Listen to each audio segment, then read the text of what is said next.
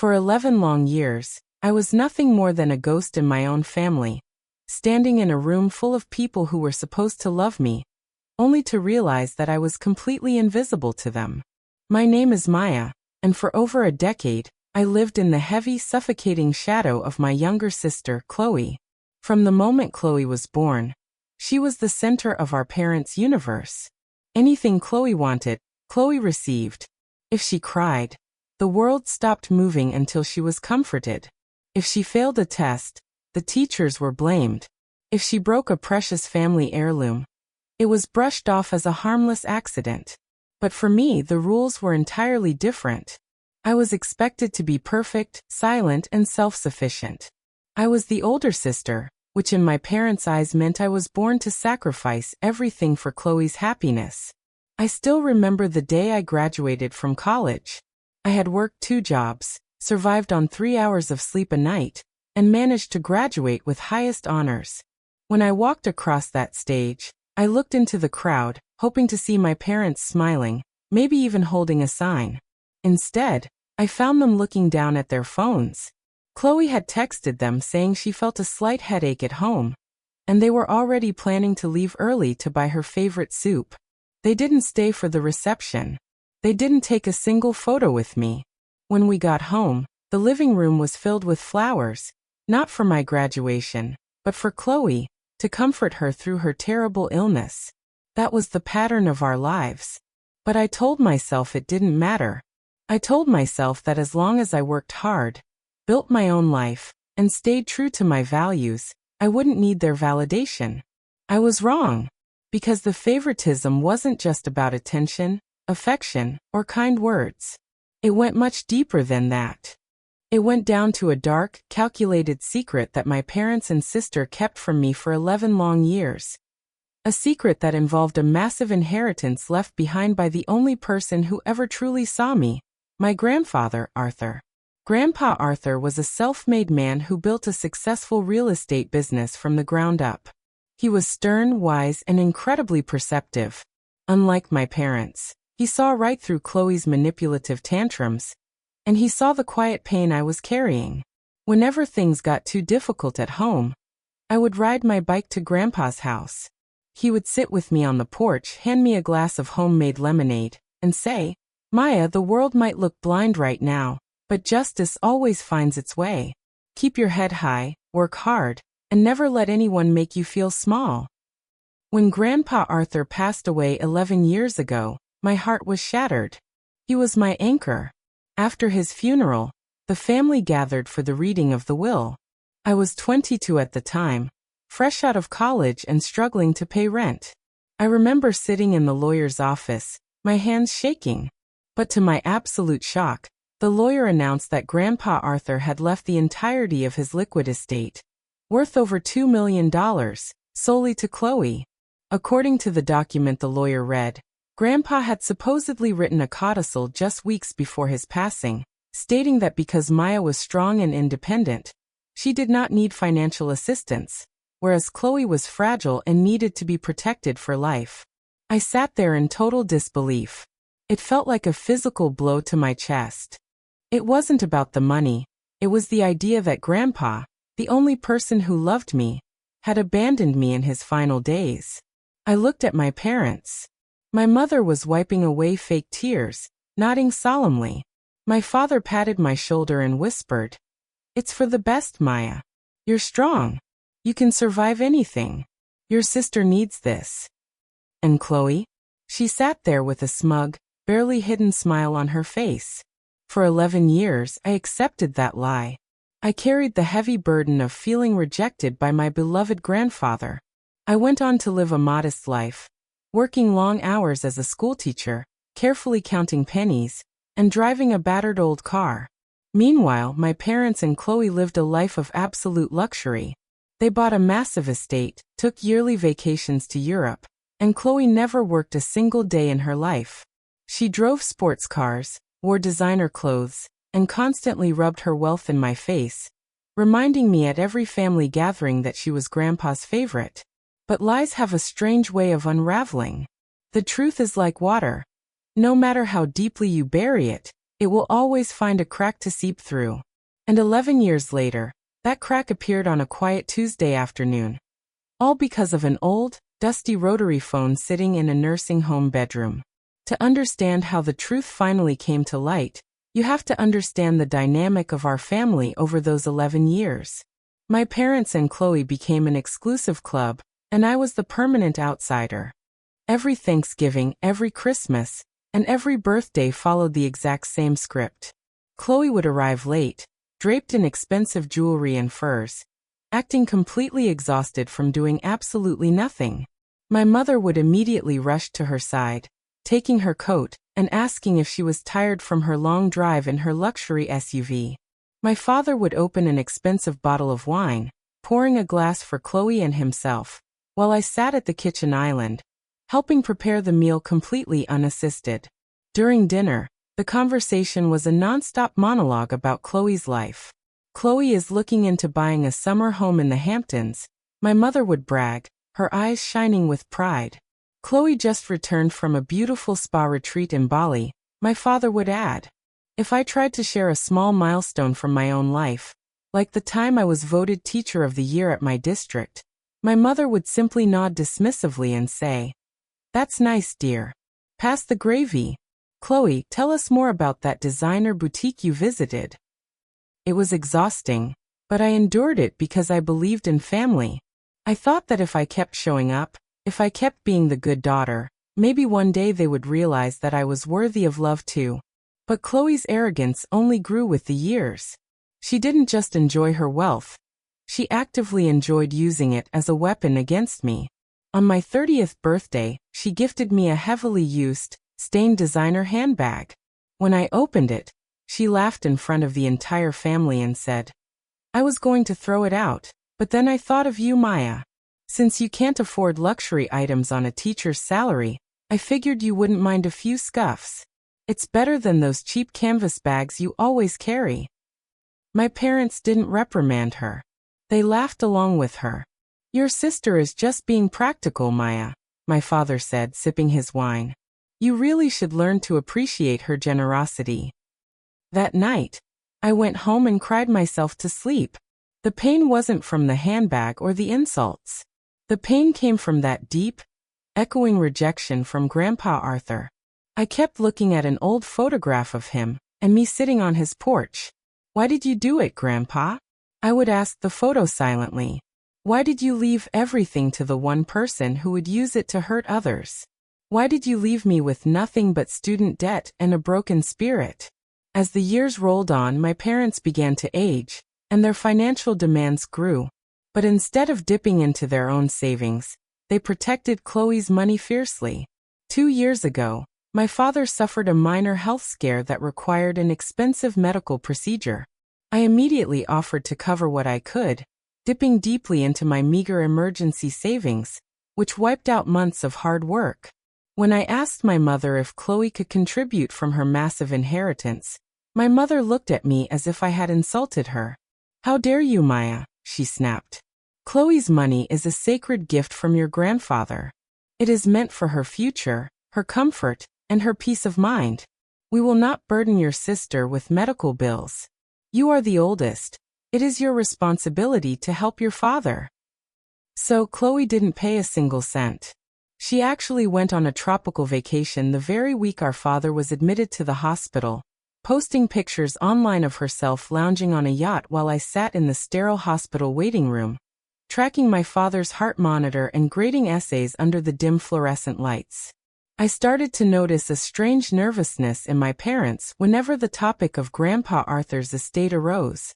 If a family friend mentioned his old business or asked how the estate was being managed, my father would quickly change the subject. My mother would get a sharp, anxious look in her eyes and glance nervously at Chloe. At the time, I thought it was just guilt. Guilt because they knew how unfair the distribution had been. I thought they were just uncomfortable with the stark contrast between Chloe's extravagant life and my financial struggles. I had no idea that their nervousness wasn't caused by guilt. It was caused by pure, unadulterated fear. They weren't afraid of hurting my feelings. They were terrified of being caught. They had constructed a massive, elaborate tower of lies. And they knew that if even one single brick was pulled out, the entire structure would come crashing down on their heads, destroying their reputation and their luxury forever. And then came Grandma Evelyn. Grandma Evelyn was Grandpa Arthur's sister.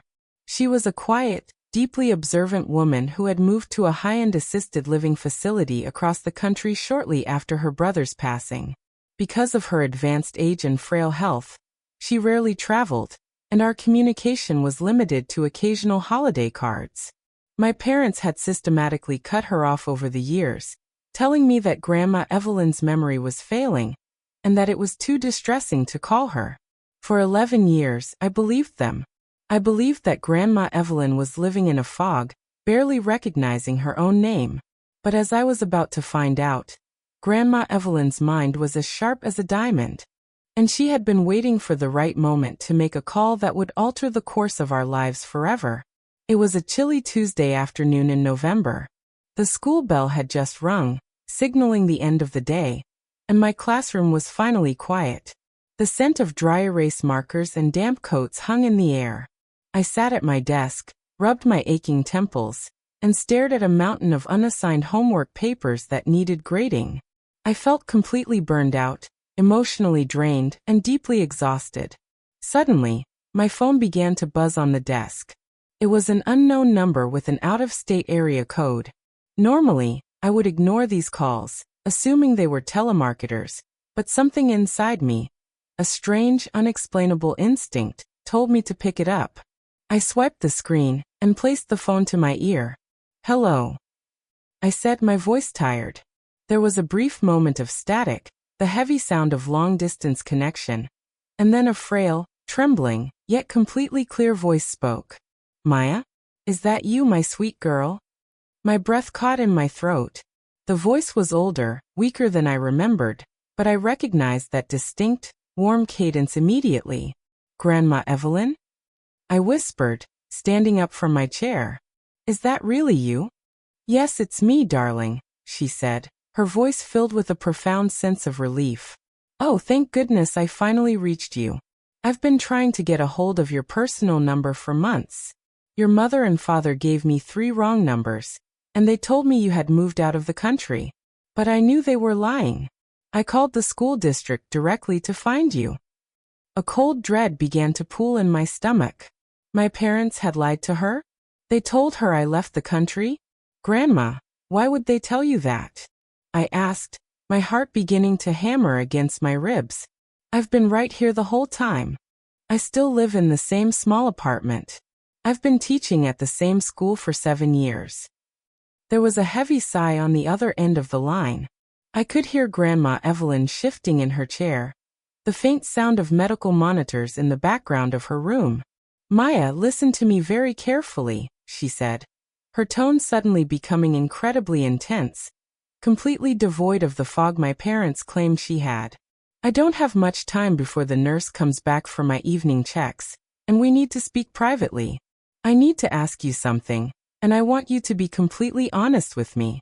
What did you do with your grandfather's real estate holdings and the trust funds?" I froze. The room felt like it was spinning. "What do you mean, Grandma? I didn't do anything with them. Grandpa didn't leave me anything. He left the entire estate, the money, the houses, everything to Chloe. Don't you remember? The will said I was too strong to need help, and Chloe needed to be taken care of. Chloe has been living off that money for 11 years. The silence that followed was absolute. It was a heavy, suffocating silence that lasted for what felt like an eternity. Then, through the line, I heard a sharp, ragged gasp from Grandma Evelyn. "Oh, those monsters," she whispered, her voice shaking with an intense, fiery rage that shocked me. "Oh, those absolute, greedy monsters. They actually did it. They really went through with it." "Grandma, what are you talking about?" I demanded, tears of confusion rushing to my eyes. "What did they do?" "Maya, your grandfather loved you more than anyone in that family," Grandma Evelyn said, her voice cracking with emotion. "Arthur knew exactly what your parents were doing. He knew they favored Chloe, and he knew they were draining your potential to feed her laziness. Weeks before he passed away, he sat right here in this room with me. He didn't write a codicil to leave everything to Chloe. He wrote a completely new, ironclad, secret trust. My hands began to tremble so violently that I almost dropped the phone. I gripped the edge of my desk to steady myself. A secret trust? Yes, Grandma Evelyn said. Arthur left 70% of his entire wealth, including his primary real estate properties, directly to you, Maya. The remaining 30% was split between your parents and Chloe. He left you the vast majority because he knew you would do good things with it, and he wanted to ensure you were protected from their greed. He made me the secondary executor and trustee of that specific account, but your father was the primary handler because Arthur hoped, in his final days, that your father would do the honorable thing. I felt the air leave my lungs. 11 years. 11 years of scraping by. 11 years of feeling rejected. 11 years of listening to Chloe brag about being the favorite. 11 years of watching my parents treat me like an unwanted obligation. But the lawyer read the will, Grandma. I sobbed, the tears pouring down my face now. We were all in the office. The document was signed by Grandpa. The document they read was a forgery, Maya. Grandma Evelyn revealed, her voice dropping to a fierce whisper. Your father and mother found out about the secret trust after Arthur passed away. They knew that if you got that money, they wouldn't be able to control it, and they wouldn't be able to fund Chloe's lavish lifestyle. They hired a corrupt estate lawyer, a man who has since been disbarred and disgraced, by the way, to draft a fake codicil and hide the real trust documents. They used your father's position as primary handler to seal the legitimate records and funnel your money into a private account that they controlled under Chloe's name. The world around me completely shattered. The people who gave me life, the sister I grew up with, had systematically robbed me of my inheritance, my grandfather's legacy, and my peace of mind for over a decade. They didn't just steal money, they stole my sanity. They let me believe that the only man who loved me had abandoned me. How do you know this for sure, Grandma? I whispered, my voice hollow, completely empty. Because last week, a legal investigator visited my facility, Grandma Evelyn explained. The firm that handled Arthur's original, legitimate trust went through an internal audit. They found the unexecuted, sealed files with my signature as secondary trustee. They contacted me to ask why the funds were never transferred to your name. I've been quietly gathering the real, certified copies of the original trust. I have them right here, Maya. In my hands. The absolute proof of their crime. A cold, calculating stillness washed over the anger in my heart. The sadness vanished, replaced by something sharp, icy, and unbreakable. Grandma, I said, my voice turning to stone. Can you mail those documents to my private address? And please, do not call my parents. Do not let them know you found me. They will pay for what they did to you, Maya, Grandma Evelyn said fiercely. Every single cent. Oh, they will pay, Grandma, I replied, staring out the window at the setting sun. But they aren't just going to pay me back. I am going to dismantle their entire lives, piece by piece. 3 days later, a thick, heavy manila envelope arrived at my apartment. It required a certified signature. When the mailman handed it to me, my hands were perfectly steady. The time for crying was over. The time for action had begun. I sat at my kitchen table and carefully cut open the envelope. Inside were dozens of pages of legal documents, stamped with official gold seals, dating back 11 years. As I read through the original, authentic trust created by Grandpa Arthur, the sheer scale of my family's betrayal became sickeningly clear. Grandpa hadn't just left me money. He had left me his primary commercial real estate property, a booming, high-value shopping plaza in the center of the city. He had also established a private investment fund that was meant to mature over 10 years. According to the original terms, the moment I turned 30, the entire fund and the property rights were supposed to transfer fully into my name, granting me absolute control over the family's primary source of income. Instead, My father had used his temporary executor status to divert the rental income from that shopping plaza into a shell corporation registered in Chloe's name. For 11 years, every single luxury vacation, every designer dress, every sports car Chloe drove, and the massive estate my parents lived in had been funded entirely by my property. They were living like royalty on the sweat and blood of my grandfather's legacy, while I was skipping meals to afford gas for my broken-down sedan. I didn't confront them immediately. That is the mistake most people make when they are betrayed. They react out of anger, they scream, they make threats, and they give the enemy time to hide their tracks. I wasn't going to do that. I learned from the best. I was going to be patient, meticulous, and completely ruthless. The next morning, I took a day of personal leave from school. I didn't go to a standard family attorney. I sought out one of the most feared, high-profile forensic accountants and estate litigators in the state, a man named Christopher Vance. He was known for being an absolute shark, a lawyer who dismantled fraudulent corporations and recovered stolen assets with terrifying precision. I walked into his high-rise office and laid the original trust documents, the forged codicil copies from 11 years ago, and Grandma Evelyn's signed affidavit on his glass desk. Christopher Vance adjusted his glasses and spent 2 hours reading through the papers in absolute silence. The only sound in the room was the ticking of a wall clock and the rustle of paper. Finally, he leaned back in his leather chair, looked at me, and let out a low whistle. "Ms. Reynolds, this isn't just a standard estate dispute," Vance said, his eyes gleaming with professional interest. "This is a massive multi-million-dollar criminal fraud. Your parents and your sister didn't just bend the rules.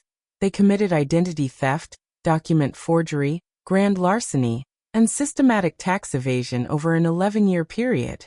The paper trail they left behind is extensive because they assumed no one would ever look. They got comfortable. They got lazy. Can we get the money back?" I asked flatly. "We can do much more than just get the money back," Vance said with a cold smile. "Because the commercial property is legally yours, every single dollar of rent collected over the last 11 years belongs to you. Because they used a fraudulent shell company to hide it, we can pierce the corporate veil. We can freeze every single bank account associated with your parents and your sister. We can seize the mansion they live in because it was purchased using stolen funds from your trust.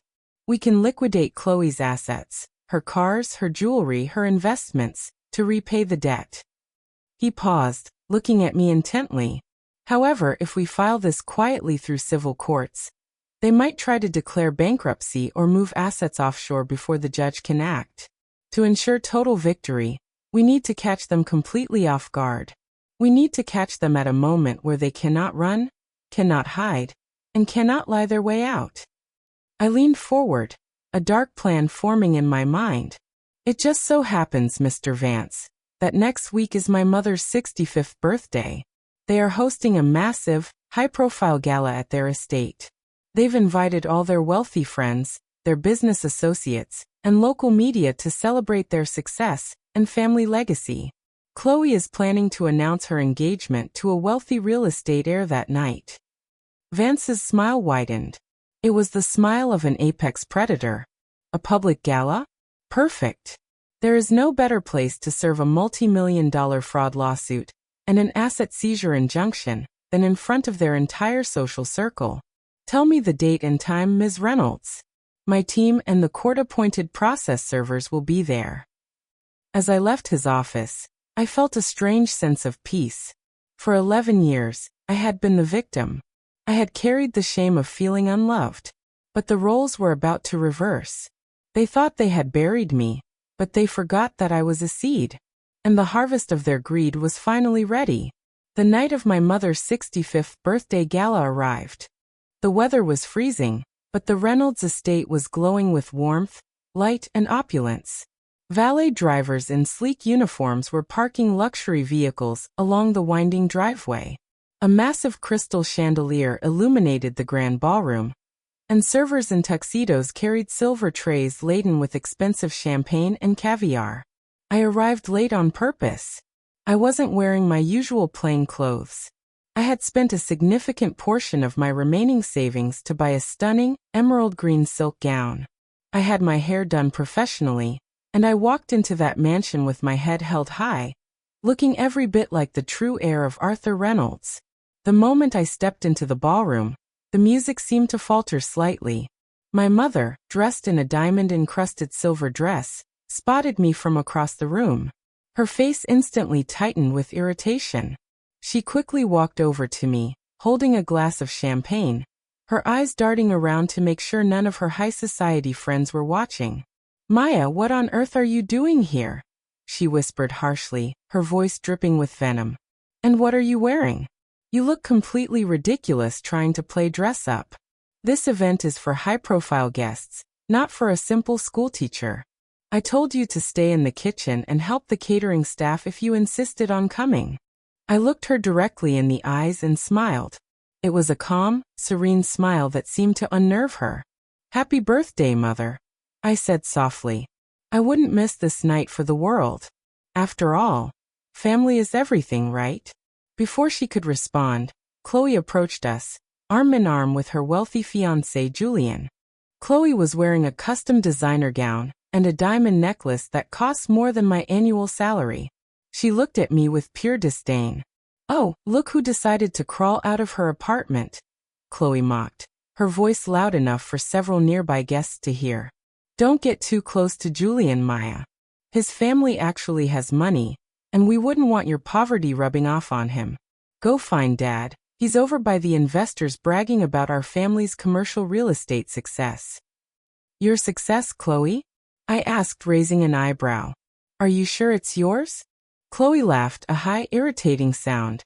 "Of course it's mine. Grandpa Arthur loved me enough to ensure I never had to work a day in my life. Unlike you, I was born to be taken care of. Now if you'll excuse us, we have important people to talk to. Try not to embarrass us tonight." I watched them walk away, their laughter echoing through the room. I felt no anger. I felt no sadness. I only felt a deep, profound sense of anticipation. I glanced at my watch. It was exactly 8:45 p.m. The climax was 15 minutes away. At 9 p.m., my father stepped onto the raised stage at the front of the ballroom, tapping his microphone. The crowd grew silent, turning their attention to him. He smiled warmly, looking every bit the proud patriarch. "Ladies and gentlemen, friends and honored associates," my father began, his voice booming through the sound system. "Tonight, we celebrate two wonderful milestones. First, the 65th birthday of my beautiful wife, Helen, who has been the rock of this family. And second, the incredible legacy left behind by my late father, Arthur Reynolds. Through his wisdom and the estate he entrusted to us, we have been able to build a thriving family empire. It is that very legacy that allows us to welcome the brilliant Julian into our family tonight, as he prepares to marry my beautiful daughter, Chloe." The crowd erupted into polite applause. Chloe and Julian stepped onto the stage, waving like royalty. My mother joined them, tears of joy shining in her eyes. It was a picture-perfect moment of elite success. "And so," my father continued, raising his glass, "I want to propose a toast to the Reynolds legacy. A legacy built on honesty, hard work, and family unity. I have a toast to add to that." A calm, clear voice echoed from the back of the room.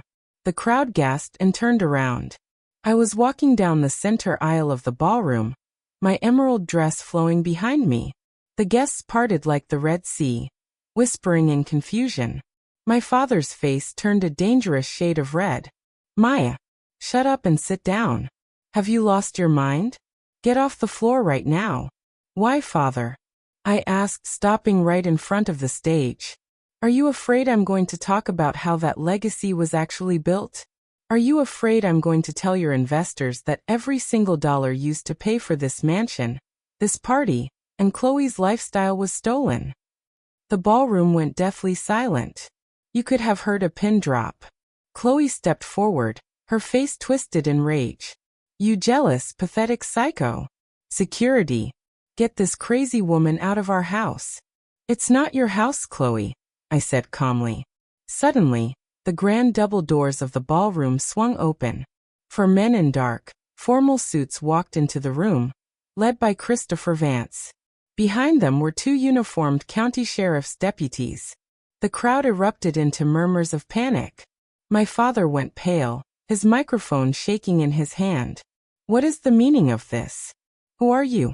Christopher Vance stepped up to the stage, pulling a thick stack of legal documents from his briefcase. "Richard Reynolds? Helen Reynolds? Chloe Reynolds?" he asked, his voice cutting through the room like a knife. "My name is Christopher Vance, and I am the legal representative of Maya Reynolds. I am here to serve you with a federal civil lawsuit for multi-million-dollar estate fraud, document forgery, grand larceny, and identity theft." The silence in the ballroom turned into a roar of whispers. Guests began to back up, distancing themselves from my parents and Chloe as if they were contagious. "This is absurd," my father shouted, his voice cracking with panic as he stepped down from the stage to confront Vance. "This is a private family matter. My father left everything to Chloe. We have the legal documents signed 11 years ago. This is a scam." "The only scam, Mr. Reynolds, was the forged codicil you presented to the court 11 years ago," Christopher Vance replied calmly, handing a copy of the lawsuit directly to my father. "We have obtained the original unexecuted, certified trust created by Arthur Reynolds, verified by the primary financial institution, and signed by the secondary trustee, Evelyn Reynolds." The moment the name Evelyn left Vance's mouth, my mother let out a sharp, choked gasp. She stumbled backward, her hand flying to her mouth, her face completely drained of color. She looked at my father with wide, terrified eyes. They knew. They knew the tower of cards was falling. "Who? Evelyn?" my father stammered, his bravado instantly evaporating. Her memory is gone. She doesn't know anything. Grandma Evelyn is perfectly healthy, father." I stepped forward, looking him directly in the eye. "And she was the one who called me. She told me everything. She told me how you hid my inheritance, how you lied to her about me leaving the country, and how you funneled my grandfather's life work into an account to fund Chloe's laziness." Chloe rushed down from the stage, her face distorted with ugly rage. She grabbed the legal papers from my father's hands and tore them in half. "I don't care about some old papers. This money is mine. Grandpa loved me. You're just a jealous, bitter loser who wants to ruin my engagement. Julian, tell them. Tell them they can't do this." Julian, however, was already backing away. He looked at the court documents, looked at the sheriff's deputies, and then looked at Chloe with an expression of pure disgust. "Chloe, is this true? Your family's wealth, it's stolen from your sister?" "No. Julian, honey, she's lying," Chloe cried, reaching for his arm. Julian pulled his arm away sharply. "Don't touch me. My family cannot be associated with a public criminal scandal. This engagement is over." He turned on his heel and walked straight out of the ballroom, leaving Chloe standing there completely devastated. But the nightmare was just beginning for them. Christopher Vance raised his hand, signaling the men behind him. "Furthermore, Mr. Reynolds, as of 5 p.m. today, a judge has issued a temporary restraining order and an asset freezing injunction. Every bank account associated with your name, your wife's name, and Chloe's Shell Corporation has been completely frozen. You no longer have access to a single cent." "You can't do that," my father screamed, his voice reaching a desperate pitch. "We have bills to pay. We have investments. This mansion was purchased entirely with rental income derived from the Reynolds Shopping Plaza, which legally belongs to Maya Reynolds," Vance interrupted coldly. "Therefore, this property is now under a constructive legal trust. You have exactly 48 hours to pack your personal belongings and vacate the premises. A court-appointed receiver will take control of the estate on Friday morning." My mother sank to the floor, sobbing uncontrollably into her silver dress. The wealthy friends they had spent decades trying to impress were now snickering, shaking their heads, and rushing to the exits to avoid being associated with the fallout. Within 10 minutes, the grand ballroom was completely empty, save for the catering staff who were quietly packing up, my broken family, the legal team, and me. Chloe fell to her knees next to our mother, looking up at me with tears streaming down her face. The smug, arrogant sister who had spent 11 years torturing me was gone. In her place was a terrified, fragile child who finally realized that her golden shield had turned to dust. Maya, please, Chloe begged, her voice cracking. You can't do this to us. We're your family. We're your flesh and blood. Where are we supposed to go? How are we supposed to live? I walked over to her, looking down at her from my full height. I felt no joy in her tears, but I felt a profound sense of absolute justice. For 11 years, Chloe, you watched me struggle. I said, my voice quiet, steady, and cold. You watched me skip meals.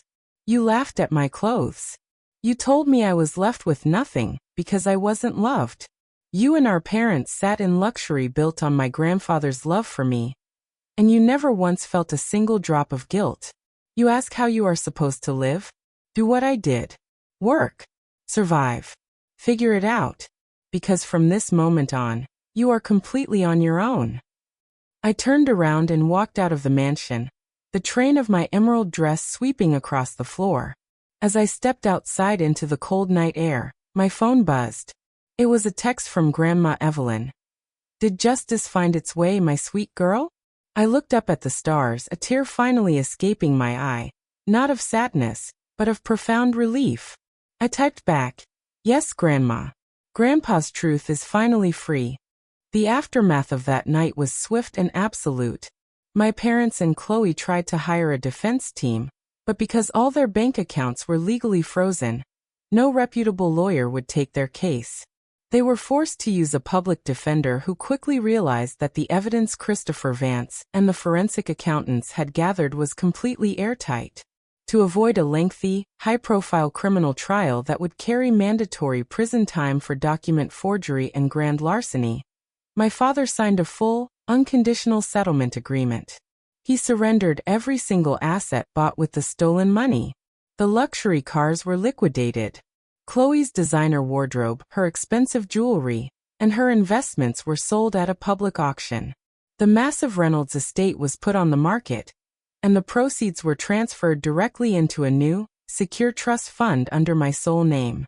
My parents were forced to move into a tiny, cramped one-bedroom apartment on the poor side of the city. My father, now in his late 60s, had to take a job as a night shift security guard just to afford rent and groceries. My mother, who had spent decades looking down her nose at working-class people, now works behind a checkout counter at a local supermarket, her hands rough from manual labor. And Chloe, the sister who bragged about never working a day in her life, was forced to find a job as a waitress at a diner. I saw her once, a few months ago, while I was driving past the diner in my new, reliable car. She was wiping down a table, her hair messy, her face tired and lined with stress. She looked up and saw me, but I didn't stop. I kept driving. As for me, my life transformed completely, but not in the way most people would think. I didn't buy a mansion. I didn't buy sports cars or designer furs. I kept my job as a schoolteacher because I truly love molding the minds of the next generation. But I used Grandpa Arthur's wealth to fulfill his true legacy. I created a massive, nonprofit foundation that provides full-ride college scholarships to underprivileged students. Children who, like me, are hardworking, quiet, and invisible to the world. I bought a beautiful, modest home with a wraparound porch. And every summer, Grandma Evelyn comes to stay with me. We sit on that porch, drink homemade lemonade, and talk about Grandpa Arthur. Looking back on those 11 years of darkness, I realize an important truth. Betrayal is a heavy, painful burden to carry, especially when it comes from the people who are supposed to protect you. It can make you bitter, it can make you angry, and it can make you lose faith in humanity. But if you hold on to your integrity, if you stay strong, and if you refuse to let their cruelty change who you are, the truth will always find a way to liberate you. Money can be stolen, estates can be forged, and lies can be shouted from the rooftops. But a person's true worth, their character, and the love left behind by those who genuinely care for them can never be erased. Justice might take 11 years to arrive. It might take a single, unexpected phone call from a brave grandmother across the country. But when it finally arrives, it cuts through the lies like a sword, leaving the wicked to drown in their own greed, and the righteous to finally step into the light they always deserved. The first year of my new life passed with a quiet, peaceful rhythm. The noise of the lawsuit, the public scandal, and the media frenzy had finally faded away. In their place was a profound, beautiful silence. I still stood at the front of my classroom every morning, teaching history to teenagers who had no idea their teacher was a multimillionaire. To them, I was just Ms. Reynolds, the strict but fair teacher who always listened when they had a bad day. I liked it that way. It kept me grounded. But while my life had moved forward into the light, my family was still drowning in the dark reality they had created for themselves. It was a rainy Thursday evening in October when the past came knocking on my door. I was sitting in my cozy living room, reviewing lesson plans, with a cup of hot chamomile tea resting on the side table. Suddenly, the sharp buzz of the front doorbell echoed through the house. I wasn't expecting anyone. Grandma Evelyn was back at her assisted living facility for the winter, and my friends always texted before dropping by.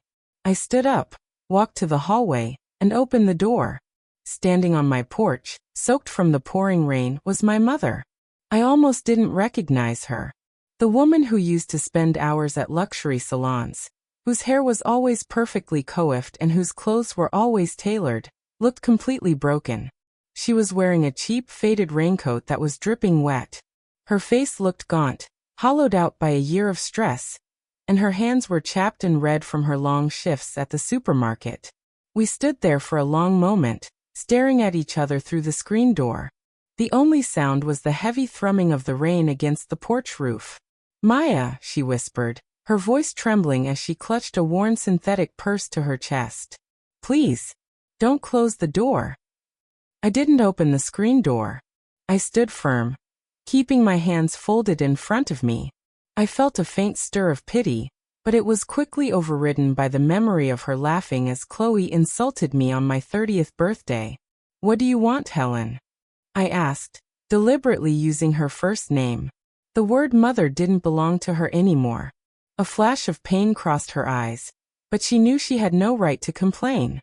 "Your father. His health is failing again, Maya," she pleaded, tears mixing with the rainwater on her cheeks.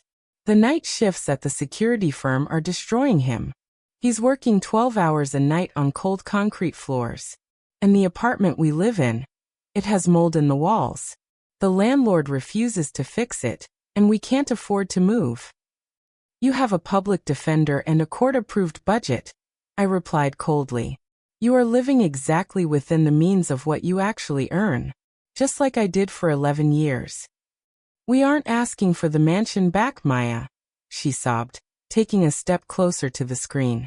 "We know we sinned against you. We know we committed a terrible crime. But please, just a small allowance? A few $1,000s to get your father a decent doctor and a dry apartment? You have millions sitting in Arthur's funds. You're throwing scholarships at strangers, but your own flesh and blood is starving." I leaned slightly closer to the door, my voice dropping to a sharp, steady whisper. "When Dad had a health scare 2 years ago, I gave you every single cent of my emergency savings. I wiped out my bank account for him. And when I asked you if Chloe could help from the inheritance, do you remember what you told me?" Helen lowered her head, fresh tears spilling over her eyelids. "You told me that Chloe's money was a sacred gift, and that you would not burden her," I continued, the words cutting through the damp air. "You told me it was my responsibility to suffer, because I was the oldest. You protected her stolen wealth, while stripping me of my survival. Well, Helen, Grandpa Arthur's money is a sacred gift to me. It is meant for the children who actually work hard, not for the people who forge documents to rob an innocent girl. I will not burden my grandfather's legacy with your greed. Maya, please. We are going to be evicted." She screamed over the sound of the thunder. "Have you no mercy? Has your heart turned completely to stone?" "My heart didn't turn to stone, Helen. You and Richard hammered away at it for 11 years until it became a diamond, I said calmly. And diamonds don't break. Without another word, I closed the heavy wooden door, turned the deadbolt, and walked back to my tea. As I sat down, I noticed my hands weren't shaking. I had finally learned how to draw a boundary that no amount of family guilt could cross. If my mother's visit was a pathetic plea for pity, Chloe's next move was a desperate act of pure malice. A month after Helen showed up at my house, a large envelope arrived at the school where I worked. It wasn't sent to my classroom. It was delivered directly to the principal's office. During my lunch break, the school secretary called me down over the PA system. When I walked into Principal Evans' office, the atmosphere was thick with tension. Mr. Evans, a fair but strict man who valued the school's reputation above all else, was sitting behind his desk with a grim expression.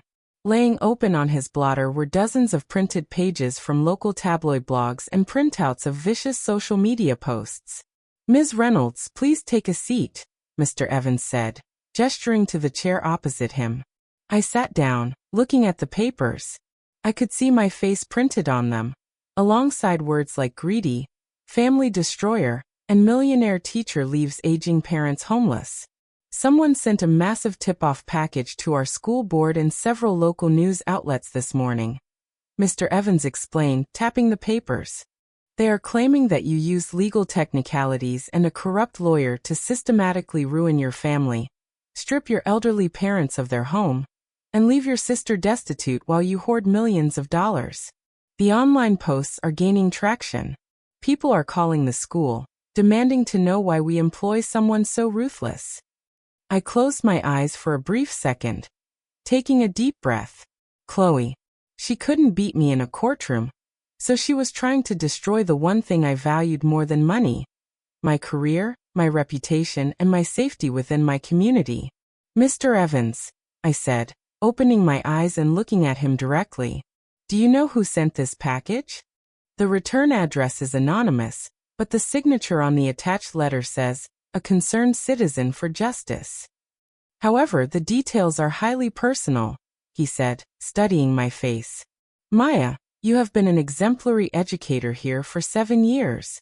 But the school board is terrified of bad press. If this turns into a public protest or a viral scandal, they will pressure me to suspend you." I smiled faintly, reaching into my bag. I always kept a digital drive with the certified, unsealed court transcripts from the fraud trial.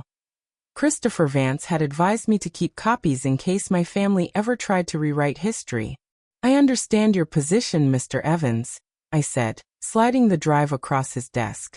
"Before the board makes any rash decisions, I want you to look at the legal truth. That drive contains the federal judgments, the forensic audit reports, and the certified confession signed by my father. I didn't strip my family of anything. They spent 11 years living on a multi-million-dollar fortune they stole from me through identity theft and forgery. They weren't ruined by me. They were caught by the law." The principal looked at the drive, then back at me. He inserted it into his computer and spent the next 20 minutes scanning the official court documents. As he read the cold, hard facts of the grand larceny and the forged codicil, the tension in his shoulders slowly dissolved. His expression shifted from worry to sheer disbelief. "My God, Maya," he whispered, looking up from the monitor. "They let you live like this while they spent millions of your grandfather's money? And now they're trying to play the victims. My sister believes that if she creates enough noise, I will pay her to go away," I explained. "But I don't negotiate with extortionists." "Leave this to me," Mr. Evans said, his voice hardening with newfound resolve. "The school board will receive a formal brief from my office within the hour. If any media outlet calls this institution, our legal department will issue a statement confirming that we fully support you, and we will threaten them with a massive defamation lawsuit if they publish these lies." Chloe's final gamble had backfired spectacularly. She thought the world would side with her tears, but she forgot that in the professional world, certified legal documents hold far more weight than bitter social media posts. The blogs pulled the articles down within 24 hours after receiving a fierce cease and desist letter from Christopher Vance's office. Chloe was left standing in the rubble of her own failed scheme, more isolated than ever. 2 years after the truth was uncovered, the final piece of Grandpa Arthur's grand design came full circle. He inserted it into his computer and spent the next 20 minutes scanning the official court documents. As he read the cold, hard facts of the grand larceny and the forged codicil, the tension in his shoulders slowly dissolved. His expression shifted from worry to sheer disbelief. "My God, Maya," he whispered, looking up from the monitor. "They let you live like this while they spent millions of your grandfather's money? And now they're trying to play the victims. My sister believes that if she creates enough noise, I will pay her to go away," I explained. "But I don't negotiate with extortionists." "Leave this to me," Mr. Evans said, his voice hardening with newfound resolve. "The school board will receive a formal brief from my office within the hour. If any media outlet calls this institution, our legal department will issue a statement confirming that we fully support you, and we will threaten them with a massive defamation lawsuit if they publish these lies." Chloe's final gamble had backfired spectacularly. She thought the world would side with her tears, but she forgot that in the professional world, certified legal documents hold far more weight than bitter social media posts. The blogs pulled the articles down within 24 hours after receiving a fierce cease and desist letter from Christopher Vance's office. Chloe was left standing in the rubble of her own failed scheme, more isolated than ever. 2 years after the truth was uncovered, the final piece of Grandpa Arthur's grand design came full circle. The Reynolds Shopping Plaza, which had once been the source of my family's stolen luxury, was completely rebranded. I didn't want the name Reynolds associated with greed anymore. I officially renamed it the Arthur and Evelyn Legacy Center. Instead of just collecting rent from corporate chains, I remodeled a massive, vacant anchor store within the plaza and turned it into a community development hub. We offered free financial literacy classes, adult education courses, and a beautifully designed youth center where kids from low-income neighborhoods could come after school to study, learn digital skills, and receive free meals. On the day of the grand opening, the sun was shining brightly, casting a warm, golden glow over the bustling plaza. There were no diamond-encrusted dresses, no snobbish investors, and no fake toasts. The crowd was made up of regular, hard-working families, local business owners, and the first batch of students who had received scholarships from my foundation. Grandma Evelyn sat in a decorated chair at the front of the stage, a thick woolen blanket over her lap, her eyes shining with absolute joy. She looked 20 years younger, her spirit lifted by the realization that her brother's dream had finally been realized. When it was my turn to speak, I stepped up to the microphone. I looked out at the faces of the people in front of me. I saw a young girl sitting on her father's shoulders, laughing as she waved a small flag. It reminded me so much of myself when I used to sit on Grandpa Arthur's porch, listening to him talk about justice. 11 years ago, I thought I was completely alone. I said into the microphone, my voice echoing clearly across the plaza. I thought that the people who were supposed to love me had decided I wasn't worth anything. I spent a decade surviving in the shadows of a lie. But today, we aren't just opening a building. We are proving that no matter how deep a secret is buried, and no matter how powerful a lie seems, the truth cannot be destroyed. The crowd erupted into thunderous applause. I looked down at Grandma Evelyn, who gave me a sharp, proud nod. As the event wrapped up and people began to tour the new center, I walked over to the edge of the property, looking out at the city skyline. For the first time in my life, the weight of the past was entirely gone. I didn't feel anger toward my parents anymore. I didn't feel hatred toward Chloe. They were living in the prison of their own choices, and that was punishment enough. I had broken the cycle. I hadn't let their betrayal turn me into a monster. Instead, I took their malice and used it as raw material to build something beautiful, something permanent, something that would protect hundreds of children from ever feeling invisible. As I turned back to join Grandma Evelyn, I took a deep, clean breath of the crisp autumn air. The 11-year storm had finally passed, and the light I was standing in now was entirely my own.